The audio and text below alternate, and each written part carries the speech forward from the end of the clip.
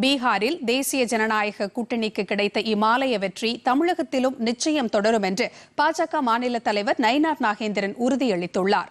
சென்னை விமான நிலையத்தில் செய்தியாளர்களிடம் பேசிய அவர், தமிழ்நாட்டில் சிறப்பு தீவிர வாக்காளர் திருத்த பட்டியல் பணிகள் குறித்து திமுக அரசு முன்னுக்கு பின் முரணான தகவல்களை வெளியிடுவதாக குற்றம் சாட்டினார். கட்சியின் அடிப்படை உறுப்பினர் கூட தலைவராகும் வாய்ப்பை அளிக்கும் ஒரே கட்சி பாஜக என குறிப்பிட்ட நயினார் நாகேந்திரன், திமுகவில் வாரிசு அரசியலுக்கே எப்போதும் முக்கியத்துவம் அளிக்கப்படுவதாக விமர்சித்தார். அடிமைத்தனம் இருக்கு. நேற்று ஒரு தலைவர் இருந்தார், இன்னைக்கு நான் ஒரு தலைவர் வந்திருக்கேன், நாளைக்கு இன்னொரு தலைவர் வருவார். அடிமைத்தனம் யார்கிட்ட இருக்குன்னாக்கி, மதிப்புக்குரிய கலைஞர் அவர்கள் முதலமைச்சராக இருந்தாங்க, அதன் பிறகு மதிப்புக்குரிய ஸ்டாலின் அவர்கள் இருக்காங்க, இன்னைக்கு துணை முதலமைச்சர் அவங்க குடும்பத்திலே ஆக்கியிருக்காங்க.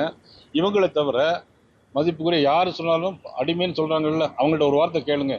இவங்களை தவிர வேற முதலமைச்சர் வேட்பாளர் யாரையும் அறிவிக்க முடியுமா அப்படின்னு மட்டும் கேளுங்க. அப்போ அடிமைத்தனம் எங்க இருக்குங்கிறது தெரியும்.